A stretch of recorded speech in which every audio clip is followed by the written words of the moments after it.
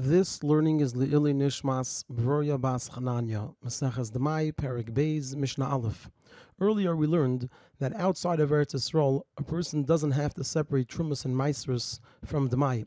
We learned even more that if a person buys produce from an Amaretz outside of Eretz Yisrael, they could assume that it comes from outside of Eretz Yisrael, and therefore a person does not have to separate from it Trumas and Maasros. And our Mishnah will teach exceptions to this halacha, and this applies to produce where a person can tell that it comes from Eretz Yisrael, and therefore they have to separate the Trumas and Maasros from it, like from Demai, even though they are outside of Eretz Yisrael. Ve'elu dvarim is asrim Demai b'chol makim. The following items, a person has to separate from them Trumas and Maasros, like from Demai, in every place, even outside of Eretz Yisrael, if a person can tell that they are from Eretz Yisrael. Which produce can one tell that they're from Eretz Yisrael? Hadvela, pressed figs, v'hatmarim, and dates, v'charuvin, and carobs, ha'erez, rice, v'akamin, and cumin.